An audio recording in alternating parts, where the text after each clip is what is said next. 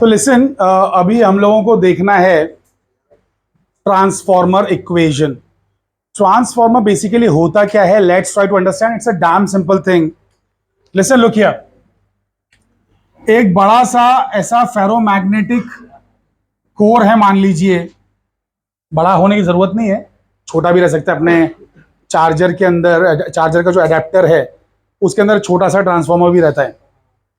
तो एक मान लीजिए अभी फिलहाल एक बड़ा सा हमने एक ले लिया फ्रेम, जो कि फेरोमैग्नेटिक इन नेचर है। फेरोमैग्नेटिक, इसे हम कोर कहते हैं, कोर ऑफ द ट्रांसफॉर्मर।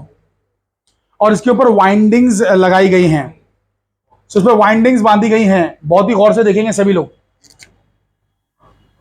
तो इस पे इस तरीके से वाइंडिंग्स बांधी गई हैं। अब यहां भी वाइंडिंग्स हैं, लेकिन यहां की वाइंडिंग्स काउंट करूंगा तो शायद ज्यादा है, वहां की थोड़ी सी कम है। तो ऐसे ट्रांसफॉर्मर को हम लोगों ने नाम दिया है स्टेप डाउन। ये क्या करता है मालूम है? वोल्टेज गिराता है। इसका नाम है स्टेप डाउन, क्योंकि वोल्टेज गिराता है। ये जो पहला कॉइल है, पहला कॉइल जिसे हम प्राइमरी कॉइल कहते हैं, प्राइमरी, इसमें आपने लगाया हुआ है AC signal generator, AC signal generator या एसी बैटरी, वॉटएवर जो आप कहना चाहें से, एसी बैटरी। जो जिसको एसी कनेक्टेड है, एसी बैटरी कनेक्टेड है, वो प्राइमरी कॉइल कहलाता है, पहला कॉइल। और जिसको कनेक्टेड है गैल्वेनोमीटर या डिवाइस, जो भी डिवाइस है, वो सेकेंडरी कहलाता है, सेकेंडरी। इसे हम सेकेंडरी कहते हैं। ये दूसरा कॉइल है। इसको इनपुट कॉइल भी कहते हैं, इनपुट कॉइल।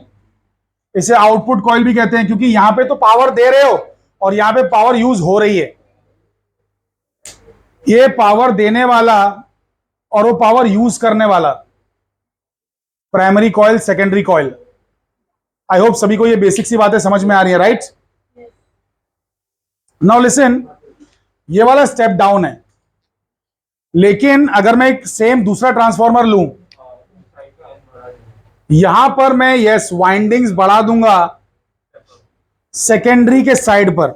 जो सेकेंडरी का साइड है, यहां पर वाइंडिंग्स ज्यादा कर दूंगा, और प्राइमरी में वाइंडिंग्स नॉर्मल ही है जैसे पहले था। तो फिर ये कहलाएगा step up transformer, step up. ये प्राइमरी है, secondary. Step up transformer voltage बढ़ाता है। तो जैसे मान लो कि जो पुराने जमाने का जो टीवी आता था, डब्बे वाला बड़ा टीवी, उसको 440 वोल्ट के आसपास चाहिए रहता था अप्रोक्सीमेटली। उसमें कैथोड रे ट्यूब होती है ना, कैथोड रे ट्यूब बड़ी सी, वो जो स्क्रीन थी, याद है? जिसके आजू बाजू मैग्नेट घुमाते थे थोड़ा तो स्क्रीन खराब हो जाती थी। तो लिसन, वो जो कैथोड रे ट्यूब था उसको वोल्टेज ज्यादा लगता था, तो उसके अंदर एक इतना बड़ा ट्रांसफॉर्मर होता था उसमें, टीवी के अंदर, जो कि स्टेप अप ट्रांसफॉर्मर था, जो घर के 220 वोल्ट को 440 वोल्ट बनाया करता था। लेकिन आपका जो मोबाइल फोन है, उसके अंदर आपको वोल्टेज चाहिए सिर्फ 5 वोल्ट, और आ रहा है घर में 220 वोल्ट। तो आपका जो मोबाइल का जो एडेप्टर है, उसमें आप ध्यान से कभी देख लेना, लिखा रहेगा 5 वोल्ट 2 एम्पियर या 5 volt 3 ampere, something like that, 5 volt. तो स्टेप डाउन ट्रांसफॉर्मर उसके अंदर इस्तेमाल होता है। ये कोर का काम क्या है? लिसन, ध्यान से सुनेंगे सभी लोग। एक कॉइल है, ये कॉइल के अंदर से निकल रहा है फ्लक्स, लेकिन फ्लक्स तो रैंडमली किसी भी डायरेक्शन में जाएगा ना, ऐसा लाइक दैट। अरे फ्लक्स तो ऐसे चलेगा ना, हाँ के ना, बराबर बनाया नहीं है, बट आप लोग समझ सकते हैं ना। तो फ्लक्स तो कहीं भी जाएगा, लेकिन मैं नहीं चाहता कि जरा भी फ्लक्स वेस्ट हो। मैं चाहता हूं जो फ्लक्स इसमें बना, वो कहीं भी ऐसी जगह पे ना जाए, वो बल्कि जाए इसमें से, इसके अंदर सारा का सारा फ्लक्स मैं चाहता हूं इसमें से ही जाए। तो इसीलिए मैंने ये फेरोमैग्नेटिक कोर लगाया है, जो कि उस फ्लक्स को गाइड करेगा, उसे लेके जाएगा। बिकॉज फेरोमैग्नेट के अंदर होते हैं डोमेन्स। तो डोमेन्स जब इस मैग्नेटिक फील्ड को देखेंगे तो वो अलाइन होंगे अकॉर्डिंगली, टेढ़े होंगे, ऐसे होंगे, ऐसे होंगे, ऐसे होंगे, ऐसे होंगे। तो डोमेन्स जो है फील्ड लाइंस को अपने साथ लेंगे। अब आप याद कीजिए magnetic effect of electric current, उसमें उस चैप्टर में मैंने आपको बताया था फेरोमैग्नेटिक शील्डिंग के बारे में, कि अगर आपने कैसे कैप्सूल बनाया और उसके अंदर अगर आप बैठ गए तो आपको मैग्नेटिक फील्ड छू भी नहीं पाएगी, जो मैग्नेटिक फील्ड आपकी तरफ आ रही थी आपको छू नहीं पाएगी, क्योंकि क्या होगा कि ये जो फेरोमैग्नेट है वो अपने अंदर उसको खींच लेगा और साइड से ऐसे निकाल देगा। क्योंकि देखो यहां पे तो फेरोमैग्नेट नहीं है, यहां पे फेरोमैग्नेट नहीं है, यहां पे हवा है, हवा, फेरोमैग्नेट नहीं है, खाली जगह है, तो लाइंस उसमें से नहीं जाएंगी बल्कि इसमें से चली जाएंगी। ये अट्रैक्ट करता है ना, तो वैसे ही ये फेरोमैग्नेट सारी लाइंस को अपनी तरफ खींचेगा और लाइंस इसमें से ही जाएंगी, तो फ्लक्स परफेक्टली लिंक होने का चांस है। परफेक्टली एग्जैक्टली लिंक ना भी हुआ तो 90% से ऊपर तो लिंक हो गई और वो काफी है। कहने का मतलब ये कि फेरोमैग्नेटिक कोर का मेन काम है इस फील्ड को स्ट्रेंथन भी करना, ताकत भी देना और गाइड भी करना। So it's like a guide. Are you guys understanding the point? Now listen very very carefully, बहुत ही ध्यान से सभी लोग सुनेंगे मेरी बात। हमारा जो फ्लक्स है, फ्लक्स वो जनरेट करता है ईएमएफ, ये बात सभी जानते हैं। सेकेंडरी में जो ईएमएफ है वो सेकेंडरी के फ्लक्स चेंज होने की वजह से है, और प्राइमरी में जो ईएमएफ है वो प्राइमरी के फ्लक्स चेंज होने की वजह से है। हाँ के ना? अब मैं एक चीज ले रहा हूं, फाई, जो है फ्लक्स पर टर्न, मतलब हर एक टर्न के अंदर जो फ्लक्स है वो एक टर्न का फ्लक्स, अरे एक टर्न में से जो फ्लक्स पास हो रहा है वो phi is like one turn का फ्लक्स। लेकिन टर्न्स तो एन है, टर्न्स तो एन है। So listen, N phi S लिखा या फिर N S phi S, sorry, ये फ्लक्स पर टर्न है ना, फ्लक्स पर टर्न, एक टर्न का फ्लक्स, एक टर्न का फ्लक्स, इसमें भी एक टर्न का फ्लक्स फाई होगा। हम लोग मान के चल रहे हैं आइडियल ट्रांसफॉर्मर है, परफेक्टली लिंक्ड है, तो इसका फाई और इसका फाई सेम है, लेकिन इसका टोटल फाई जो कि एनएस फाई वो अलग है, और इसका टोटल फाई जो कि एनपी फाई है वो अलग है। इसका एनएस फाई उसका एनपी फाई अलग अलग है ना भाई, नंबर ऑफ, अरे फ्लक्स पर टर्न दोनों का सेम है, दोनों परफेक्टली लिंक्ड है, आइडियल केस, लेकिन टोटल फ्लक्स तो अलग अलग है ना दोनों का, टोटल फ्लक्स अलग अलग है कि नहीं है? यस, इसका एनएस फाई उसका एनपी फाई, तो ये बन जाएगा ES is equals to minus N S d phi by d t, और ये बन जाएगा EP is equals to minus N P d phi by d t, क्योंकि NS और NP तो कांस्टेंट है ना, दोनों बाहर आ जाएंगे। अरे यहां सब्स्टिट्यूट कर रहा हूं भाई, फाई एस की जगह पे क्या डाल रहा हूं, NS फाई, और फाई पी की जगह पे क्या डाल रहा हूं, NP फाई, और NP बाहर आ जाएगा, NS बाहर आ जाएगा। समझ पा रहे हैं सभी लोग? सो डिवाइड करते हैं दोनों को, इसका इक्वेशन ए और इसका इक्वेशन बी नाम रखते हैं, डिवाइडिंग ए बाई बी। सभी लोग बहुत ही गौर से देखेंगे। Where is a duster? It's here, right. Listen very very carefully, look here बेटा, ध्यान दीजिए। Dividing equation A by B, A को बी से डिवाइड करेंगे तो ES by EP is minus NS d phi by dt upon minus NP d phi by dt। d phi by dt cancel हो गया, minus minus cancel हो गया, सो ES by EP is NS by NP। हाँ क्या ना? Are you guys understanding it? Nice. ES by EP is NS by NP, correct है ना भाई? हाँ क्या ना? Nice. By the way listen, इसको हम लोग कहते हैं टर्न्स का ratio, turns ratio, turns ratio, इसका नाम है टर्न्स रेशियो। अगर अगर NS NP से बड़ा हुआ तो ES EP से बड़ा होगा। हाँ क्या ना? डायरेक्टली प्रोपोर्शनल है ना, अरे प्रोपोर्शनैलिटी है ना दोनों के बीच में। NS NP से बड़ा हुआ तो ES EP से बड़ा होगा। तो यहां अगर छोटा वोल्टेज है और यहां कम टर्न्स हैं, तो यहां अगर ज्यादा टर्न्स है तो बड़ा वोल्टेज होगा, कम टर्न्स छोटा वोल्टेज, ज्यादा टर्न्स बड़ा वोल्टेज, तो इसे हम कहेंगे स्टेप अप। ये देखो यहां पे ऐसा है, यहां पे इस वाले में ऐसा है, कम टर्न्स छोटा वोल्टेज, ज्यादा टर्न्स बड़ा वोल्टेज, स्टेप अप। लेकिन अगर NS NP से छोटा हुआ तो ES EP से छोटा होगा, तो यहां जो वोल्टेज जनरेट होगा यहां पे इस वाले डायग्राम में आ जाइए, तो यहां पे वोल्टेज कम जनरेट होगा इस वाले से, तो इसे कहते हैं स्टेप डाउन ट्रांसफॉर्मर। हमारे घर में एसी सप्लाई आने का या देने का एक रीजन ये भी है कि हम एसी को ट्रांसफॉर्मर जैसे सिंपल डिवाइस की मदद से हाई वोल्टेज लो वोल्टेज कर सकते हैं। डीसी में ऐसा नहीं कर सकते। It's extremely difficult process and very costly, बहुत कॉस्टली है। एसी को ट्रांसफॉर्मर जैसी सादा चीज से, और इसमें है ही क्या, खाली एक फेरोमैग्नेटिक कोर है, खाली गोल गोल वायर्स है, दैट्स इट। तो इतनी सस्ती चीज से वोल्टेज बढ़ा सकते हैं, घटा सकते हैं, जो कि डीसी में करना बहुत मुश्किल है। तो इसीलिए हमारे घर में एसी सप्लाई दी जाती है। This is one of the reasons. Now listen, तो अगर एनएस बड़ा रहा तो वोल्टेज बड़ा होगा, तो ये स्टेप अप ट्रांसफार्मर है। एनएस छोटा रहा एनपी से तो ईएस भी छोटा रहेगा ईपी से, ये स्टेप डाउन ट्रांसफार्मर है। कहानी यहां ही खत्म नहीं होती है। हम मान के चल रहे हैं कि we have an ideal transformer, ideal transformer, आदर्श ट्रांसफार्मर है।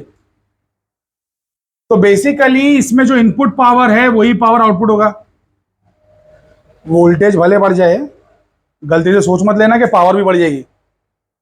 Last to last power equal हो सकती है बस, या तो कम होगी, इनपुट में जो दिया उससे भी बल्कि कम मिलेगी, आउटपुट में थोड़ी वेस्ट हो जाएगी, बट ज्यादा नहीं हो सकती है। एनर्जी कंजर्वेशन नाम की कोई चीज भी होती है कि नहीं? तो पावर आउटपुट में इनपुट से ज्यादा नहीं हो सकती, कभी नहीं हो सकती, किसी भी केस में नहीं हो सकती है। It is impossible. ज्यादा से ज्यादा इक्वल हो सकती है, ज्यादा से ज्यादा इक्वल हो सकती है या कम रह सकती है इन जनरल, बट ज्यादा नहीं हो सकती। आउटपुट पावर इनपुट पावर से ज्यादा नहीं हो सकती। जो दे रहे हो उससे ज्यादा नहीं मिल सकता है। जो बोओगे वही काटोगे। As you sow shall you reap. Anyway, वो थोड़ा सा इस कॉन्टेक्स्ट से बाहर चला गया, वो एग्जैक्टली यहां पे अप्लाई नहीं होता है, बट मैं जस्ट कह रहा हूं कि P I equals to PO. अरे भैया समझे कि नहीं समझे अकल के पुतलो? पावर का फॉर्मूला क्या था? इनपुट पावर या जस्ट पावर, इलेक्ट्रिकल पावर का फॉर्मूला, वर्क अपॉन टाइम तो है। इलेक्ट्रिकल पावर का था वी आई। अरे V I equals to P, भूल गए क्या? V I P, power is voltage into current, power is voltage into current. So basically power is voltage EMF into current. Input input, वैसे ही output output. EMF current, EMF current, अरे voltage into current. Input में मैंने किसको बोला? कौन input? Primary, so EP IP. Output मैंने किसको बोला? सेकेंडरी को, तो ES I S. So therefore ES by EP is IP by IS.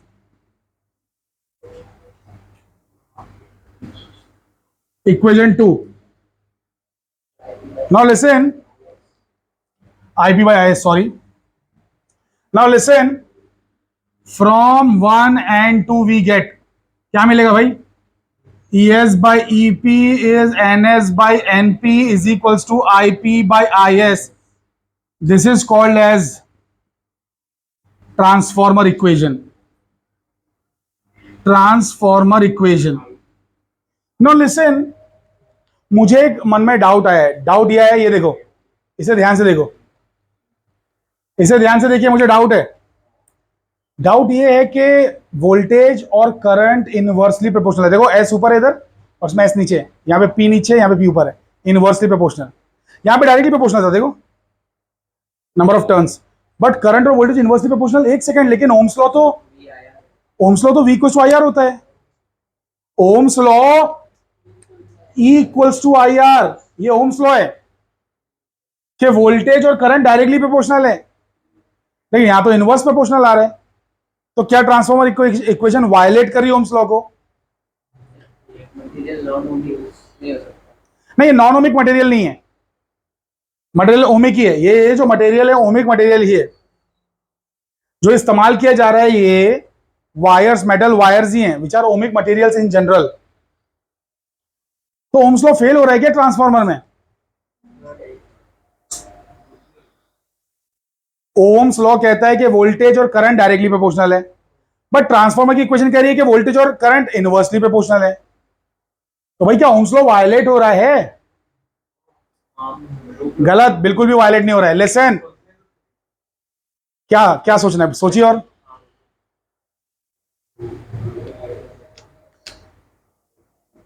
सोच पा रहे हैं आप लोग? क्या रीजन हो सकता है?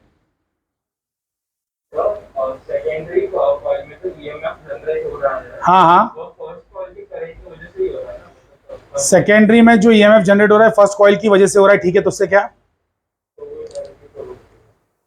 नहीं नहीं नहीं, लिसन लिसन, ऐसा कोई रीजन नहीं है। एनीवे लिसन लिसन, सभी लोग ध्यान से सुनेंगे, ध्यान से सुनेंगे। वोल्टेज करंट को डायरेक्टली प्रोपोर्शनल है। कब? जब रेजिस्टेंस कांस्टेंट है। अगर रेजिस्टेंस कांस्टेंट नहीं रहा तो वोल्टेज और करंट डायरेक्टली प्रोपोर्शनल नहीं हो सकते। एक बंदे को कांस्टेंट होना होगा, लेकिन यहां ऐसा नहीं है। अरे तुम लोगों ने वोल्टेज बढ़ाने के लिए, सेकेंडरी में वोल्टेज बढ़ाने के लिए तुम लोगों ने नंबर ऑफ टर्न्स बढ़ाए। अभी तो टर्न्स बढ़ाए तो रेजिस्टेंस बढ़ा कि नहीं बढ़ा? रेजिस्टेंस बढ़ गया कि नहीं? तो फिर वहां पे कैसे कह सकते हो कि वोल्टेज और करंट डायरेक्टली प्रोपोर्शनल रहेंगे? अरे रेजिस्टेंस बढ़ गया, करंट गिर जाएगा ना। तो तीनों चीजें अगर वेरी हो रही हैं तो प्रोपोर्शनैलिटी होल्ड नहीं करती है। तीनों चीजें वेरी हो रही हैं, प्रोपोर्शनैलिटी होल्ड नहीं करती है, तीनों बदलेंगे।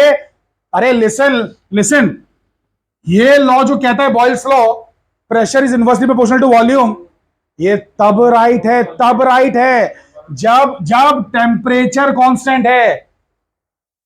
अरे पीवी इक्वल्स टू एनआरटी में अगर इसे कांस्टेंट नहीं माना तो ये दोनों इनवर्सली प्रोपोर्शनल नहीं है, they are not inversely proportional to each other. Pressure बढ़ेगा तो वॉल्यूम घटेगी तब जब टेम्परेचर कांस्टेंट है। गलती से सोच मत लेना कि प्रेशर बढ़ेगा तो वॉल्यूम कम होगी चाहे टेम्परेचर भाड़ में जाए, गलत। टेम्परेचर बढ़ाओगे तो वॉल्यूम बढ़ जाएगी, प्रेशर ज्यादा अप्लाई किया तो भी। तो प्रेशर बढ़ाने से वॉल्यूम घटती तब है जब टेम्परेचर कांस्टेंट रहता है। सब वेरी मत करो, सब मत चलाओ, एक को तो फिक्स रखो फिर ओम्स लॉ अप्लाई करो। सो यहां पे टेम्परेचर कांस्टेंट रखा तो बॉयल्स लॉ सही है, यहां पे रेजिस्टेंस कांस्टेंट रखा तो ओम्स लॉ सही है। लेकिन यहां पे ओम्स लॉ इसलिए काम नहीं कर रहा है, ओम्स लॉ फेल नहीं हुआ है, ओम्स लॉ जैसे सिचुएशन में आएगा ही नहीं, बिकॉज इस सिचुएशन में रेजिस्टेंस फिक्स ही नहीं है, रेजिस्टेंस भी बढ़ रहा है, इसलिए यहां पे ओम्स लॉ नहीं आ रहा है। ये हो गई transformer equation. Have you guys understood this thing? तो एक बात और समझ में आ गई कि ट्रांसफॉर्मर वोल्टेज बढ़ाता घटाता तो है, लेकिन as a result, as a side effect current भी घटता बढ़ता है। वोल्टेज बढ़ाओगे तो करंट गिर जाता है, वोल्टेज गिरा होगा तो करंट बढ़ जाता है। Are you understanding it? समझ में आ रही बातें? लिसन, ट्रेन को चलाने के लिए, ट्रेन को, रेलगाड़ी को चलाने के लिए मान लो कुछ एक फिक्स पावर चाहिए, मान लो कुछ एक फिक्स पावर चाहिए। अब वो फिक्स पावर आप देने के लिए वोल्टेज ज्यादा रखो करंट कम रखो, या करंट ज्यादा रखो वोल्टेज कम रखो। लेकिन करंट कम करेंगे ना तो heating effect of electric current भी कम होगा, क्योंकि हीटिंग इफेक्ट का फॉर्मूला है I²RT। सो करंट अगर कम रखते हो ना तो हीटिंग कम होगी, लॉस कम होगा। इसीलिए इसीलिए अपने अपने जो रेलगाड़ियां, लोकल ट्रेनें, पहले उसमें ऊपर 10,000 वोल्ट था, तब करंट बढ़ा था, उन्होंने 10,000 वोल्ट की लाइन हटा दी, 25,000 वोल्ट की कर दी, 2.5 गुना बढ़ा दिया वोल्टेज, तो करंट भी कम हो गया और हीटिंग इफेक्ट कम हो गया। पावर उतनी है, उतनी ही पावर चाहिए ट्रेन को चलाने के लिए, एक पर्टिकुलर, उतना मान के चले हम। तो इतनी पावर चाहिए तो वोल्टेज बढ़ा के दे दो चाहे करंट बढ़ा के दे दो, दोनों में से कोई भी बढ़ा दो।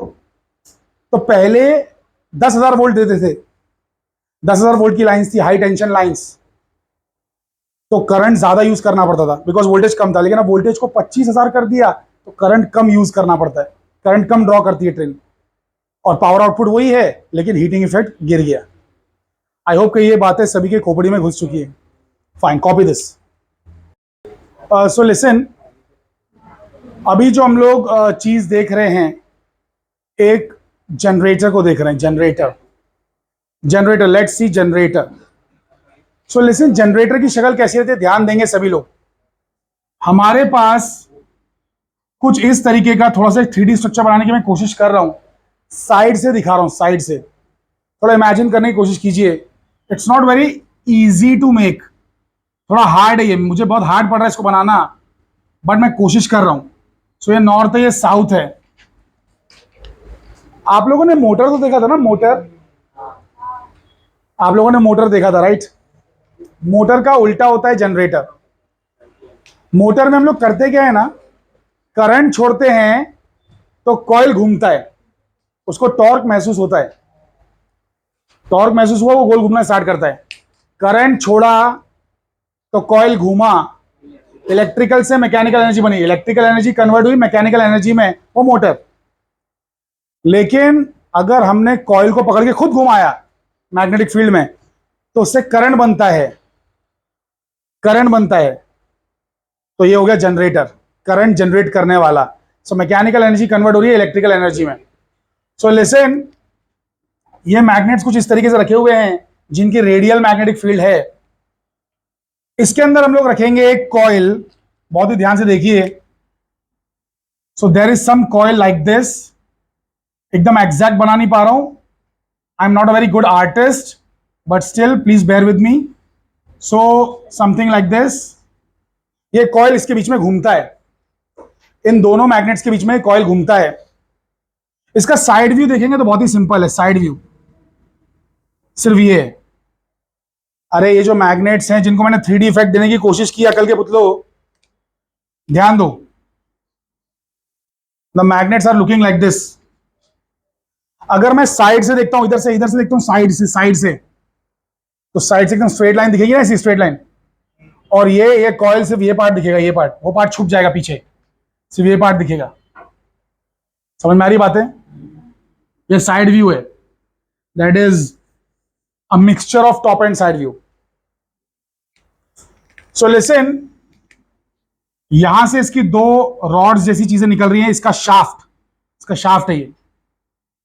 And this guy is connected to one terminal of bulb, a light bulb, where there is some semicircular arc. बहुत ही गौर से देखेंगे, अदरवाइज ये समझ में नहीं आएगा, it is hard to imagine. यहां पर एक ऐसी सेमी सर्क्यूलर टाइप की आर्क है, some semi circular arc. It's not given properly in the textbook, so that's why you have to look here very very carefully, बहुत ही ध्यान से देखेंगे। वैसे यहां पर भी ऐसा ही सेमी सर्कुलर आर्क है। The motion is circular, motion पूरा सर्कल है, कंप्लीट सर्कल। आर्क नहीं घूमेगी, घूमेगा तो ये कॉइल। आर्क नहीं घूमेगी, ये जो आर्क है ये नहीं घूमेगी, फिक्स है। ये आर्क कनेक्टेड है बल्ब से, तो ये आर्क एक बल्ब से कनेक्टेड है, like this. Listen very very carefully. अब होगा क्या, ध्यान से सुनेंगे सभी लोग, बहुत ही ध्यान से। लिसन, ये बंदा आर्क से टच है ना, ये बंदा आर्क से टच नहीं। अरे कॉइल का ये वाला पैर हवा में है ना, हाँ के ना, इस वाले से नहीं टच है ना, इस वाले से टच नहीं है ना। Are you understanding what I am trying to say? ये वाले से टच है।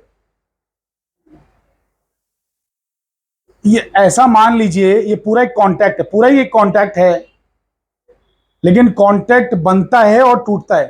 कैसे बनता है टूटता है, ध्यान से सुनिएगा, लिसन वेरी केयरफुली। हम इसे घुमाना स्टार्ट करेंगे, चलिए इसे घुमाना स्टार्ट करते, देखिए इसे ऐसे घुमाना स्टार्ट कीजिए। अरे ये जो ऐसा है इसे घुमाना स्टार्ट कीजिए। अब बहुत गौर से सुनिए और समझिए। ये बुक को देखो, ये बुक को ध्यान से देखो। ये कॉइल को मैं ऐसे घुमा रहा हूं, ये कॉइल को मैं ऐसे घुमा रहा हूं, ध्यान से देखिए, कॉइल को ऐसे घुमा रहा हूं ऐसे। एक सेकेंड, मैग्नेटिक फील्ड नॉर्थ से साउथ है। अरे मैग्नेटिक फील्ड नॉर्थ से साउथ ऐसे जा रही है, तो इधर है मैग्नेटिक फील्ड नॉर्थ से साउथ। और ये रॉड है, रॉड, अरे कॉइल का ये आर्म रॉड है, ये ऊपर जा रहा है, तो इसमें करंट जनरेट होगा राइट हैंड रूल से, right hand rule. VBE, velocity magnetic field EMF, velocity magnetic field EMF। EMF भूल जाओ, मैंने आपको शॉर्टकट बताया था, इसको I बोलो, करंट बोलो, करंट। क्या बोलेंगे इसको? करंट। मैग्नेटिक फील्ड किधर है? इधर है, इधर है, इधर, और रॉड जा रही है ऊपर। इधर देखो, मैग्नेटिक फील्ड इधर, रॉड जा रही है ऊपर, मैग्नेटिक फील्ड इधर, रॉड जा रही है ऊपर। तो बेसिकली इस बंदे का जो ये आर्म है, इसमें करंट जा रहा है अंदर, करंट अंदर जा रहा है। अरे समझे कि नहीं समझे? तो देखो ये रॉड ऊपर गई, ऊपर गई, ऊपर गई, ऊपर गई, ऊपर गई, ऊपर गई, करंट अंदर गया, अंदर गया, अंदर गया, अंदर गया। लेकिन जैसे ये पॉइंट क्रॉस करेगा, ये पॉइंट क्रॉस करेगा, अब क्या होगा कि ये नीचे की तरफ जा रही है रॉड, तो करंट जो अंदर जा रहा था अब तक, अरे सुनो, करंट जो ऐसे जा रहा था, ऐसे जा रहा था, ऐसे जा रहा था, ऐसे जा रहा था, अचानक में पलट जाएगा, ऐसे जाएगा, ऐसे इधर उल्टा, एसी करंट बनेगा। करेक्ट, एसी करंट बनेगा, एसी। तो एसी करंट नहीं चाहिए, लेकिन बल्ब एसी से चलेगा नहीं, एसी करंट से बल्ब चलेगा नहीं, बल्ब कुछ डीसी, बल्ब कुछ डीसी, डीसी बल्ब डीसी लेता है। बल्ब के अंदर ऐसे इक्विपमेंट्स होते हैं जो एसी को डीसी में कन्वर्ट करते हैं, बट ये बल्ब मान लो ऐसे ही है, इसमें कोई डिवाइस नहीं है, तो इसको इसको चलाना है तो डीसी देना पड़ेगा, लेकिन मिल रहा है एसी। अरे ये साइड ऊपर गई तो करंट अंदर है, ये साइड नीचे आई, रॉड नीचे, रॉड नीचे, तो करंट पीछे बाहर, पहले करंट अंदर, यहां पे करंट बाहर, ये हमको नहीं चाहिए, इसलिए बनाया ये कॉन्टैक्ट, इसलिए बनाया ये कॉन्टैक्ट। ये चलेगा चलेगा चलेगा चलेगा चलेगा, इससे टच रहेगा, करंट एक ही डायरेक्शन में है। ये वाला कॉन्टैक्ट मान लो इससे जुड़ा हुआ नहीं, आर्क से जुड़ा हुआ नहीं, ये आर्क ही इसको सप्लाई करेगा, आर्क इसको सप्लाई करेगा करंट, लेकिन ये जुड़ा हुआ नहीं है, लिसन, ये जुड़ा हुआ नहीं है, लेकिन ये जुड़ा हुआ है, करंट एक डायरेक्शन में है। जैसे ये पहुंच के यहां पहुंचेगा, ये निकलेगा, वैसे ये टच हो जाएगा, अरे घूमेगा ना, अरे दोनों 180 डिग्री ऑपोजिट है, और ये 180 डिग्री के आर्क से, तो ये जब इससे बाहर निकल जाएगा ये जुड़ जाएगा। तो लिसन, हम कर क्या रहे हैं, सुनिए सुनिए सुनिए, ये जो रॉड ऊपर जा रही थी, ये जो रॉड ऊपर जा रही थी, अभी इसका कांटेक्ट है, करंट अंदर है, करंट अंदर है, करंट अंदर है, करंट अंदर है, कांटेक्ट है, कांटेक्ट है, कांटेक्ट तोड़ दिया, इसका कांटेक्ट जोड़ दिया, और फिर ये रॉड ऊपर जा रही है और करंट अंदर ही है, फिर इसका कांटेक्ट तोड़ दिया, इसका कांटेक्ट जोड़ दिया, और ये रॉड ऊपर जा रही है। Are you understanding it? वो मैं बराबर से दिखा नहीं पाया हूं, लिसन, वो एक्चुअल में कैसा है मालूम है, एक टर्मिनल कनेक्टेड ऐसा नहीं रहता है, ये पूरा ना कॉन्टैक्ट ही है, ये आर्क से सिर्फ इसको सप्लाई मिल रहा है, लेकिन ये पूरा एक कॉन्टैक्ट है, वरना ऐसा हवा में करंट जाता नहीं, करंट बह नहीं सकता है। आप सही कह रहे हैं मिस्टर कार्तिक, कि यहां से अगर कॉन्टैक्ट पूरा टूटा रहा, किसी चीज से जुड़ा नहीं रहा, तो कॉइल में करंट ही फ्लो नहीं हो सकता है। कॉन्टैक्ट टूटा, ये है, मैं इसको बना नहीं पाया, I am not a very good artist, just have to imagine things, certain things. So basically listen, ये कॉन्टैक्ट कहीं ना कहीं है, वरना सर्किट कंप्लीट नहीं हुआ तो करंट ही नहीं बहेगा। लेकिन मैं ये कह रहा हूं कि जब ये इससे जुड़ता है बल्ब से, तब ये टूट जाता है, मतलब डायरेक्शन रिवर्स हो जाता है, ऐसा मान लो, डायरेक्शन रिवर्स हो जाता है। तो हम क्या कर रहे हैं कि ये जो करंट है, ये जब तक अंदर है ठीक है, कांटेक्ट बना रहेगा, जैसे यहां क्रॉस किया, अभी नीचे जाने लगा ना, नहीं तो इसका कांटेक्ट तोड़ दो, तो फिर इसका कांटेक्ट जोड़ दो, तो फिर वापस से करंट ऊपर जाएगा। तो बेसिकली हमें जो मिलने वाला है, सुनिए, अगर ऐसा नहीं बनाते ना, तो आपको जो मिलता ना करंट वर्सेस टाइम, वो बिल्कुल ऐसा मिलता जैसा साइन वेव मिलता है, और ये एसी होता, और एसी पे ये बल्ब काम नहीं करता। लेकिन अब क्या हो रहा है मालूम है, अब क्या हो रहा है, सुनो अकल के पुतलो, अब ऐसा हो रहा है, लाइक दिस, नेगेटिव करंट है ही नहीं, करंट को डायरेक्शन बदलने दे ही नहीं रहे हो, करंट कम तो हो जा रहा है, कम तो हो जा रहा है, करंट बड़ा बड़ा बड़ा बड़ा बड़ा बड़ा, करंट मान लो कम हो गया, मान लो कम हो गया, जीरो हो गया, फिर वापस से जीरो से ऊपर बढ़ रहा है, हम माइनस नहीं होने दे रहे उसे, जीरो से नीचे जाने नहीं दे रहे, यहां वाले से बढ़ रहा है ना, वहां से कांटेक्ट टूट गया, फिर जीरो से बढ़ रहा है, बड़ा बड़ा बड़ा मैक्सिमम हुआ, फिर कम हुआ कम हुआ कम हुआ, जीरो हो गया, तो रेक्टिफाई हो गया करंट, करेक्ट। तो ये डीसी है, लेकिन ऐसा डीसी आपने पहली बार देखा, आप तो बोलते हो कि अरे डीसी सर ऐसा रहता है, ये भी डीसी है क्योंकि एक ही डायरेक्शन में है, एक ही डायरेक्शन में है, लेकिन पल्सेटिंग डीसी है, वो कांस्टेंट डीसी था जो तुम लोग ने बचपन से पढ़ते हैं, वो कांस्टेंट डीसी है, ये पल्सेटिंग डीसी है, लेकिन है डीसी, करंट का डायरेक्शन बदल नहीं रहा है, this is DC, pulsating DC. तो पल्सेटिंग डीसी से ये चीज चल सकती है इसका, क्योंकि एक एवरेज निकलेगा, रूट मीन स्क्वायर निकलेगा, वो वैल्यू के हिसाब से बल्ब जलेगा, थोड़ा डिम जलेगा बट जलेगा, जो भी है इट डिपेंड्स, तुमको डिम जलाना है, थोड़ा और ब्राइट करना है, उसके हिसाब से इसका एम्पलीट्यूड चेंज कर सकते हो। अरे there are lots and lots of things, there are many possibilities, so let's not go over all those things. Listen, flux का फॉर्मूला क्या है, N B A cos theta. अगर ये कॉइल घूम रहा है ओमेगा फ्रीक्वेंसी से, तो मुझे मालूम है theta is omega t, so therefore flux का फॉर्मूला बन जाएगा N B A cos omega t, correct है।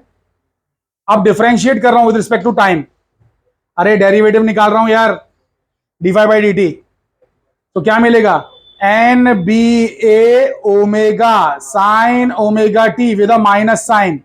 अरे कॉस ओमेगा टी का derivative minus omega sine omega t होता है, लेकिन ईएमएफ तो होता है minus d phi by d t, लेकिन खुद ये माइनस में एक्सप्रेशन है तो माइनस माइनस कैंसिल हो जाएगा, तो ईएमएफ बन जाएगा N B A omega sine omega t, हाँ के ना। फॉर ई, एक second, for sine omega t equals to 1, अरे साइन ओमेगा टी कभी ना कभी 1 होगा ना, साइन ओमेगा टी कभी ना कभी 1 होगा, मैक्सिमम होगा, तो ईएमएफ मैक्सिमम हो जाएगा, साइन ओमेगा टी 1 होगा तो साइन ओमेगा टी अगर 1 हुआ तो ईएमएफ जो है आपका वो मैक्सिमम हो जाएगा, और मैक्सिमम को मैं ई नॉट कह रहा हूं, और वो ई नॉट की वैल्यू हो कितनी जाएगी, एन ए बी ओमेगा, अकल के मतलब देखो साइन ओमेगा टी 1 हो गया तब ये मैक्सिमम हो गया, तो मैक्सिमम की वैल्यू कितनी है, एन बी ए ओमेगा। अबे समझे कि नहीं समझे, तो मैं लिख सकता हूं इस एक्सप्रेशन को फिर से, इक्वल्स टू, क्योंकि ये पूरी चीज ई नॉट कहलाती है, ई नॉट साइन ओमेगा टी, और इसी की वजह से हमें साइनोसॉइडल वोल्टेज मिलता है। हाँ वो बात अलग है कि मिल रहा तो ये है जनरेटर से, बट हम कन्वर्ट कर दे रहे हैं इसको इस तरीके से by applying brush and all, brush व्रश लगा के। बट समझ में आया जनरेटर वोल्टेज कैसे जनरेट कर रहा है, फ्लक्स बदल के। फ्लक्स कैसे बदल रहा है, एंगल बदल के, तो एंगल बदल दिया उसका कॉइल का, तो हम बदलेंगे अपने हाथ से, तो जनरेटर मोटर का एग्जैक्ट ऑपोजिट है। Understood this thing, fine, copy this down.